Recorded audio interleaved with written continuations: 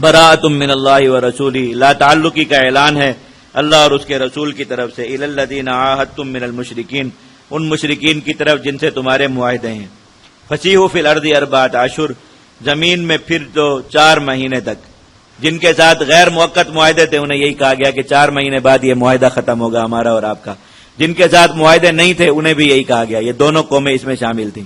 وَاعْلَمُوا أَنَّكُمْ غَيْرُ مُعْجِزِ اللَّهِ، اور جان لو کہ تم اللہ کی پکڑ سے بچ نہیں سکتے، وَأَنَّ اللَّهَ مُخْزِي الْكَافِرِينَ، اللہ تعالیٰ کافروں کو رسوا کرنے کی نیت فرما چکے، ارادہ فرما چکے، اب وہ کافروں کو رسوا کر کے رہیں گے۔ تو 4 مہینے کی مہلت دی جا رہی، اس میں اپنے حق میں بہتر فیصلہ کر لو، شرک پر ہوتے ہوئے یہاں رہنے کی تمہیں اجازت نہیں دی جائے گی۔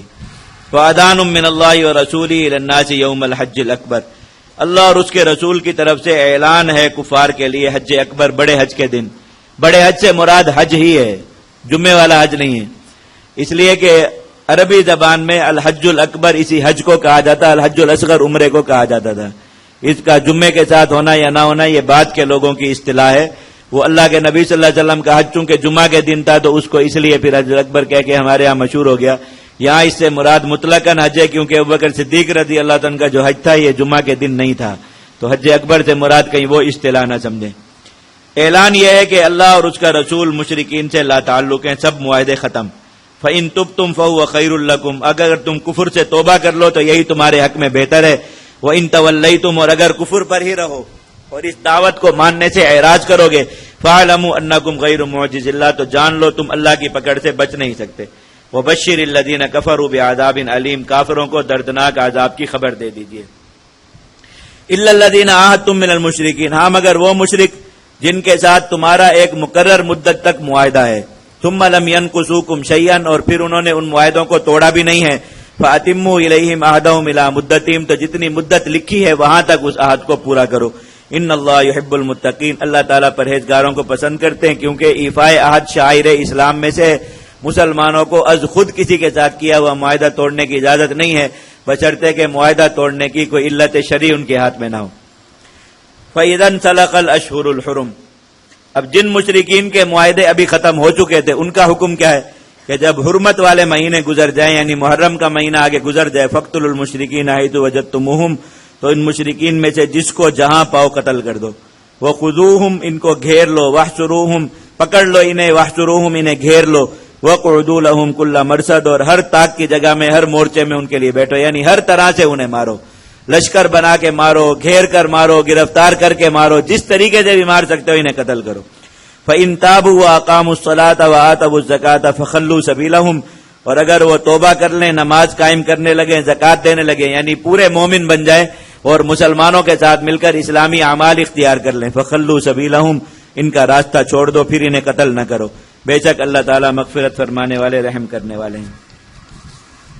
وَإِنْ أَحَدٌ مِّنَ الْمُشْرِكِينَ اسْتَجَارَكَ، اب مشرکین کے لیے چونکہ شدت کے احکام نازل ہو گئے، اللہ تعالیٰ نے اس میں خود کچھ لوگوں کے لیے نرمی کی کہ جو لوگ دین اسلام کے بارے میں کچھ شکوک و شبہات میں مبتلا ہوں اور وہ چاہتے ہوں کہ مسلمانوں کے قریب رہ کر اپنے ان شبہات کو دور کریں۔ اب یہ کہہ دیا گیا نا کہ مشرک اب رہ نہیں سکتے یہاں مکہ میں، کچھ مشرک اگر اس لیے رہنا چاہتے ہوں کہ دین اسلام کے بارے میں اپنے کچھ سوالات اور شبہات کو دور کریں تو انہیں امن دو، پناہ دو اور انہیں بات سمجھا دو، جب اتمام حجت ہو چکے تو پھر اس علاقے سے نکال کر دارالحرب تک پہنچا دو، اس حد تک جو بتایا تھا مدارات میں۔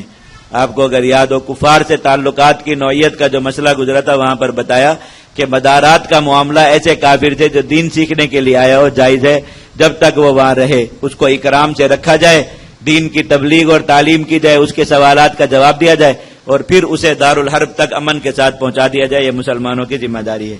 اگر مشرکین میں سے کوئی شخص آپ سے پناہ مانگے فَأَجِرْهُ، اس کو پناہ دے دیجیے، حتیٰ یسمع کلام اللہ، یہاں تک کہ اللہ کی بات کو خوب سن لے، ثم ابلغہ مأمنہ، پھر اس کو اس کی امن گاہ تک یعنی دارالحرب تک پہنچا بھی دو۔ ذالک بأنہم قوم لا یعلمون، اس لیے کہ یہ لا علم لوگ ہیں، انہیں علم پہنچانے کے لیے کچھ رعایت اور رخصت دے دو۔ کیف یکون للمشرکین عہد عند اللہ وعند رسولہ، اب یہ جن مشرکوں کے معاہدے ٹوٹ گئے تھے اور انہیں یہ بھی بتا دیا گیا تھا کہ محرم کے بعد مسلمان حملہ کریں گے اور اللہ کا حکم پہنچ گیا کہ اللہ نے کہا جہاں ملیں، جس حال میں ملیں، واحشروہم وقعدوا لہم کل مرصد، پکڑو مارو اچھی طرح ان کو جہاں بھی پائے جائیں، تو یہ ڈر گئے اور انہوں نے اس چیز کی کوشش شروع کی کہ صلح دوبارہ ہو جائے اور معاہدہ دوبارہ ہو جائے. مسلمانوں کے چونکہ خاندانی تعلقات بھی تھے، قبیلے بھی مشترک تھے، آبا و اجداد کا تعلق انہی سے تھا، تو کچھ نرمی ان کے دلوں میں آنے لگی کہ کر لیتے معاہدہ. اللہ تعالیٰ نے منع فرمایا اور ان کے جرائم یاد دلا دلا کر بھڑکایا کہ یہ بہت برے لوگ ہیں، انہوں نے تمہیں ستایا، مارا، اللہ کے نبی صلی اللہ علیہ وسلم کو ستایا، تمہیں عمرہ نہیں کرنے دیا تھا، وہاں سے بھگا دیا تھا، مسجد الحرام میں نماز نہیں پڑھنے دیتے، اب تم ان کے بارے میں نرمی کا سوچ رہے ہو. اور اگر رشتہ داری اور معاہدوں کی بنا پر سوچ رہے ہو تو جب یہ غالب تھے انہوں نے کب رشتہ داریوں کی اور معاہدوں کی پرواہ کی اور کون سے اصولوں کی پرواہ؟ اللہ تعالیٰ نے کافر کی نفسیات مسلمان کو بتائی. مسلمان اگر قرآن پڑھے تو کبھی دھوکہ نہ گئے. میں یہ کافر جب غالب ہوتے ہیں یہ نہ مسلمانوں کے بارے میں انسانی حقوق کا خیال کرتے ہیں، نہ اپنے بنائے ہوئے قوانین کا خیال کرتے ہیں، نہ معاہدوں کا اور جو ہے وہ عہدوں کا خیال کرتے ہیں، کسی چیز کی پاسداری نہیں کرتے. جو ظلم ان سے ہو سکے، جس طریقے سے یہ غیر انسانی سلوک مسلمانوں سے کر سکے کرتے ہیں. انہیں یہ ساری روشن خیالی کا ہیضہ چڑھتا ہی تب ہے جب مسلمان ان کے سروں پر مسلط ہو جاتے ہیں اور ان کی اپنی لاشوں کے ٹکڑے ہونے لگتے ہیں، یہ ان کے گھروں میں خود تابوت جانے لگتے ہیں، ان کی مائیں رونے لگتی ہیں، تب انہیں یہ ہوتا ہے کہ یہ تو انسانی حقوق کی خلاف ورزی ہو رہی ہے اور یہ لاشوں کے ٹکڑے اڑا دینا اور اس طریقے سے مارنا اور آدھے آدھے اعضاء اپنے پاس ادھورے ادھورے آدمی واپس بھیجنا، ڈبوں میں پیک کر کے بھیجنا، یہ کہاں کی انسانیت ہے، کہاں کا طریقہ ہے؟ اور پھر یہ ان طرح کی باتوں پہ آ جاتے ہیں. اللہ تعالیٰ نے کہا کہ ان کو یہ انسانیت اور یہ ساری چیزیں تب کیوں نہیں یاد نہیں تھی جب تم مغلوب تھے، اور انہیں یہ بات آج ہی آپ کو آ کر حوالے دیتے کہ ہم آپ کے رشتہ دار ہیں، آپ ہمارے ساتھ ایسا سختی کا معاملہ نہ کیجیے، ہمیں نہ نکالیے. کیا جب انہوں نے آپ کو نکالا تھا آپ ان کے رشتہ دار نہیں تھے؟ اللہ کے نبی صلی اللہ علیہ وسلم ان کے رشتہ دار نہیں تھے، صحابہ کرام ان کے رشتہ، سب کچھ تھا. اس وقت انہیں بالکل یاد نہیں آیا. جس کو مار رہے ہیں حضرت ابوبکر صدیق رضی اللہ تعالیٰ عنہ قریش کے معزز ترین لوگوں میں سے تھے. اتنا مارا ان کو کہ گھر گئے تو اہلیہ نے پردہ کر لیا اور کہا کہ شاید کوئی غیر محرم آدمی گھر میں گزرا، اور پوچھا کون گھر میں آ گیا؟ تو انہوں نے کہا میں ابو بکر ہوں، تمہارا شوہر ہوں. مار مار کے چہرہ اس طرح انہوں نے سجا دیا تھا ان کا.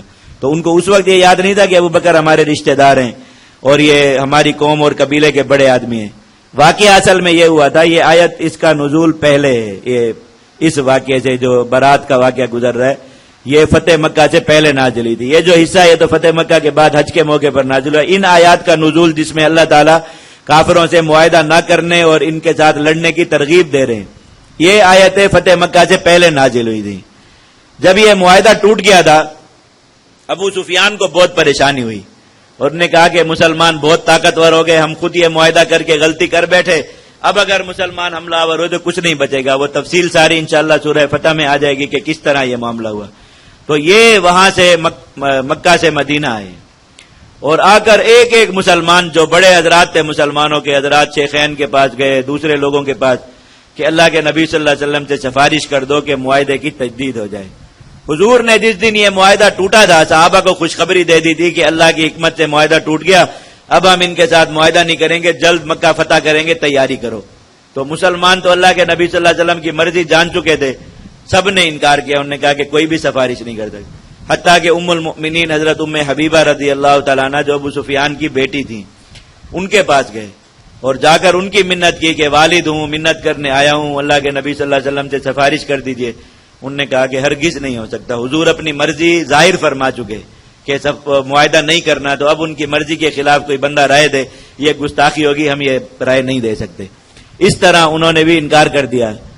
تو اللہ تعالیٰ نے یہی کہا کہ یہ جو اب حالت ہے یہ ہمدردی نہیں ہے، تمہاری محبت، خاندانی قبیلے کی محبت یہ ایسے نہیں بیدار ہوئی. موت کا خوف آیا تو سارے انسانی جذبات اب دل میں اٹھ رہے ہیں.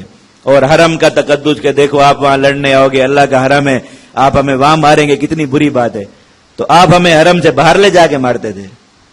آپ بھی تو اللہ کے نبی صلی اللہ علیہ وسلم حرم میں ہی نماز پڑھ رہے تھے جب کچرا لا کے اوپر ڈال دیتے تھے. اللہ کے نبی کے سر پر پاؤں رکھ دے، اس وقت یاد نہیں ہے حرم ہے، اور ادھر مسلمانوں کو آ کے حوالے دے رہے کہ یار آپ حرم میں آ کے ہمیں ماریں گے، کتنی بری بات ہے. اب وہ ساری چیزیں اللہ تعالیٰ نے فرمایا کہ ان کافروں کے ساتھ یہی سلوک کرو. انہیں تب پتہ چلتا ہے انسانیت ہے کیا، انہیں تب پتہ چلتا ہے کہ حقوق کسے کہتے ہیں، ان کو تب پتہ چلتا ہے کہ جنگ جب ہو تو قوانین کا خیال کرنا. یہ جب جنگ مسلط کرتے ہیں، عورتیں، بچے، مسجدیں، شادیاں، کوئی چیز بھی محفوظ ہوتی ہے. جو مر رہا ہے، جو جل رہا ہے، کوئی پرواہ نہیں، دنیا چیختی رہے کہ آپ انسانی حقوق کی خلاف ورزی کر رہے فلاں.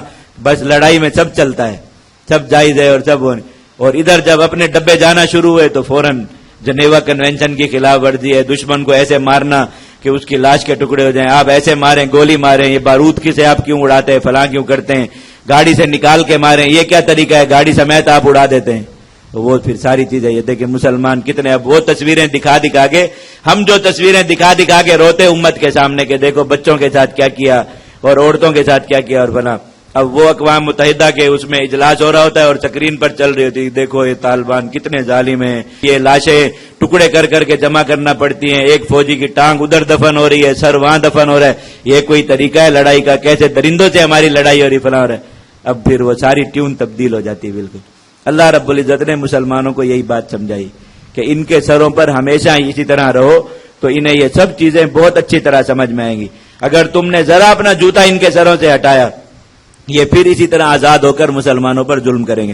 تو اللہ تعالیٰ نے مسلمانوں کو منع فرمایا کہ آپ ان کی باتوں سے ذرا بھی متاثر نہ ہو، اور اللہ تعالیٰ نے اس مقصد کے لیے مسلمانوں کو ان کے جرائم یاد دلانا شروع کر دیے کہ انہوں نے تمہارے ساتھ کیا کیا کیا، تاکہ مسلمانوں کو یاد آئے تو غصہ آئے اور یہی ہو کہ اچھا تم وہی آدمی ہو، پہلے مارتے تھے اور اب یہ کہہ رہے ہو کہ معاہدہ کرو، تو ہم نہیں کریں گے معاہدہ. اللہ تعالیٰ نے اس طریقے سے مسلمانوں کو بھڑکایا. اب اگر مولوی بھڑکاتے ہیں کفار کے یہ جرائم بتا بتا کے تو وہ کس کی سنت کو زندہ کرتے ہیں؟ اللہ تعالیٰ کی. اللہ تعالیٰ کے طریقے کو زندہ کرتے ہیں کہ مسلمانوں کو بتاتے ہیں کہ یہ کافر ظالم ہے، یہ تمہاری ماؤں بہنوں کے ساتھ یہ سلوک کرتے ہیں، مسلمانوں کے بچوں کے ساتھ یہ سلوک کرتے ہیں، مسلمانوں کی مساجد تباہ کرتے. تو مسلمان بھڑکتے جاتے تو لوگ کہتے دیکھو نوجوانوں کے جذبات بھڑکا دیے اور انہیں جو ہے وہ اسی طرح اشتعال دلا کے اشتعال انگیزی کی اور اشتعال دلا کے بھیج دیا. یہ اشتعال انگیزی قرآن مجید میں ہے اور اللہ رب العزت نے کی سکھائی. مسلمانوں کے دل نرم ہو رہے تھے، اللہ تعالیٰ نے آیات پر آیات نازل فرمائی کہ مسلمانوں کو بتا رہے بار بار اور بار بار دوہرا کے ایک ایک لفظ بار بار آئے گا، دیکھ لیجئے گا، یاد دلائے کہ یہ کافر بہت برے لوگ ہیں، تم ان کے بارے میں ذرا بھی نرمی کا خیال اپنے دل میں نہ لاؤ. کیسے ہو سکتے ہیں مشرکین کے ساتھ مسلمانوں کے معاہدے اللہ اور اس کے رسول کے ہاں؟ ہاں مگر وہ لوگ جن کے ساتھ تم نے مسجد الحرام کے پاس معاہدے کیے، فمستقاموا لکم فاستقیموا لہم، جب تک وہ قائم رہے تو قائم رہو، جن سے ٹوٹ چکے بس یہ اب دوبارہ اللہ اور اس کے رسول کے ہاں بحال نہیں ہو سکتے. ان اللہ یحب المتقین، اللہ تعالیٰ پرہیزگاروں کو پسند کرتا ہے. کیفا، ان کے ساتھ صلح کیوں کر ہو سکتی، کیسے ہو سکتی ہے؟ وَإِن يَظْهَرُوا عَلَيْكُمْ، یہ ایسے مجرم ہیں اگر یہ تم پر غالب آ جائیں، لا يَرْقُبُوا فِيكُمْ إِلًّا وَلَا ذِمَّةً، تو نہ کسی رشتہ داری کا خیال کرے اور نہ کسی معاہدہ کا خیال کریں بلکہ بری طرح تمہیں ماریں. آج مغلوب ہو رہے ہیں تو ان کو رشتہ داریاں اور معاہدے یاد آ رہے ہیں. یرزونکم بافواہہم، اپنی باتوں سے تمہیں راضی کرنا چاہتے ہیں، وتأبى قلوبہم، ان کے دل منکر ہیں، واکثرہم فاسقون، اور اکثر ان میں سے بدعہد بھی ہیں. دل سے کوئی ایمان کی محبت یا آپ کی خاندانی محبت ان میں بیدار نہیں ہوئی، صرف جان بچانے کے لیے ایسی باتیں کر رہے ہیں. اشتروا بآیات اللہ ثمنا قلیلا، یہ ایسے مجرم ہیں جنہوں نے اللہ کی آیات کو تھوڑی دنیا کے بدلے میں بیچ دیا اور جانتے مانتے ہوئے ان کا انکار کر دیا. فصدوا عن سبیلی، اور انہوں نے اللہ کے راستے سے ایمان سے لوگوں کو روکا، زبردستی انہیں کافر بنانے کی کوشش کی. تم ایسے لوگوں کے ساتھ معاہدے تازہ کرنا چاہتے ہو. انہم ساء ما كانوا يعملون، بے شک وہ سارے برے اعمال ہیں جو یہ کرتے ہیں. پھر وہی بات دوبارہ دہرائی، لا يرقبون فی مؤمن الا ولا ذمہ، کسی مسلمان کے حق میں نہ انہوں نے کبھی رشتہ داری کا خیال کیا اور نہ کسی معاہدے کا خیال کیا، بلکہ ہر طرح سے مسلمانوں کو ستایا. وَأُولَئِكَ هُمُ الْمُعْتَدُونَ، اور یہی لوگ حد سے گزرنے والے ہیں.